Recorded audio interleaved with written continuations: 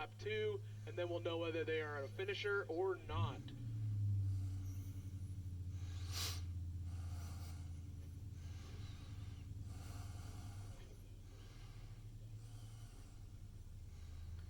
All right, as we watch car number 4977 work its way through the trails.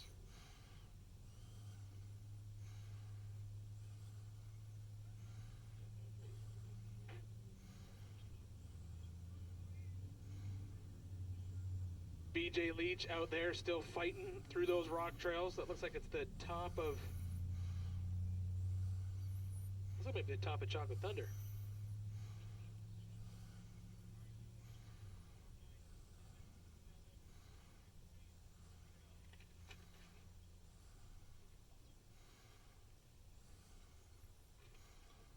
That's Zandy Willems, I think, right behind him in that red, white, and blue car. Number 4. A little bit Team Texas there right behind them. Yeah. They're working their way up through. Yep, I was right. That is the top of Chocolate Thunder.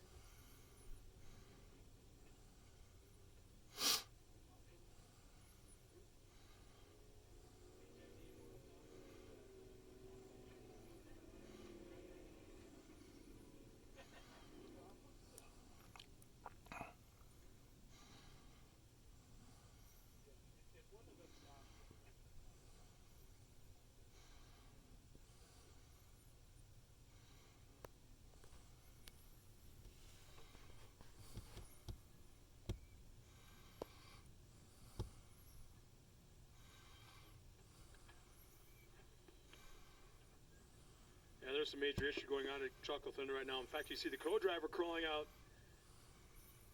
Yeah, co-driver getting out of the car, and car behind him looks like he's going in for the pass at this point in time.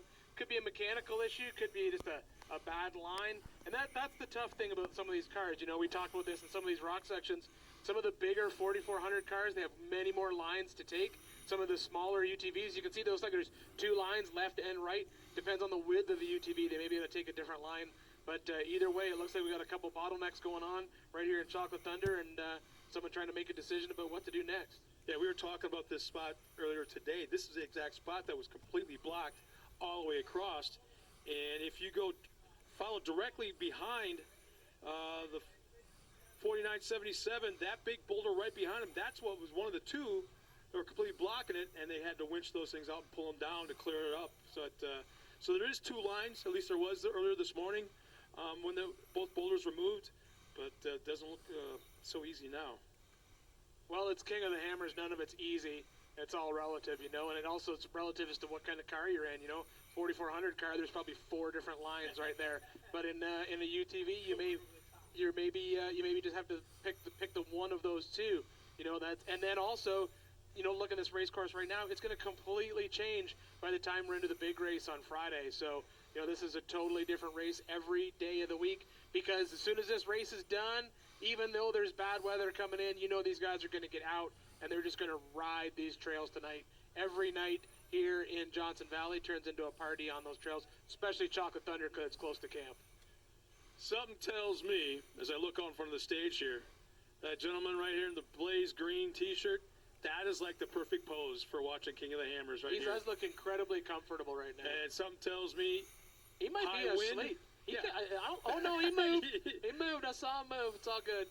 High wind, dust storms, I don't think he's going to move. I think he's moving. You know what? I'm spying over here. All these Honda guys are eating ice cream, and I'm very jealous right now. Look at that. They got ice cream cones. You know, life in Johnson Valley has changed so much in the past 10 years that you can get an ice cream cone on the lake bed in the middle of the King of the Hammers race. That says a lot right there. Look how happy they are. Car across the finish line, ice cream cone in hand. Life is good for them. I'm thinking, you know, what he might be thinking to himself towards us. He should go get his ice cream. I mean, I would. Because then I would say nice things about Honda at that point. No, I'm joking. I'm thinking neener. All right, so we are still, once again, deep in the action out here at Chocolate Thunder. Looks like we have car number 4977, BJ Leach. He took a right line at the top of that trail. As we were saying earlier, that is a spot that was completely blocked off. We have hands on hips. Yeah, that's an angry stance right there. Yeah, that's I want to go somewhere different at this point in time, but there's no other lines to go. And then just to the left of him, we have another car that is also winching. So, and then behind him, 2 vehicles stacked up after that. There's a lot of action out there still, especially with Chocolate Thunder.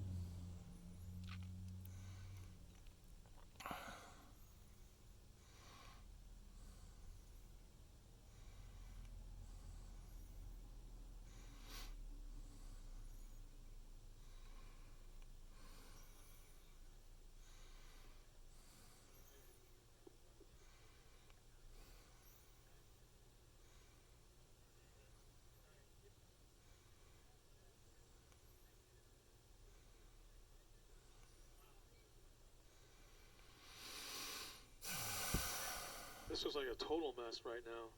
But the thing is, I've seen 10, 12, was it 4 years ago? And I forget where it was at, but there was like 20 cars bumper to bumper lined up in a spot, and nobody moved for like hours. And that's the thing you'll see when you're in a situation like this. Some guys are just going to wait and pick their way through. Other guys are going to risk it all and try and go around. Other guys are going to help that other driver. It all just depends where they're at in the race. I think this group here, they know that their goal at this point is going to be just to get home, get back to Hammertown, get back safe, and I think that's kind of where we're at. So these guys are probably just going to help each other out, get through this section, and start plucking their way through the Hammers trails.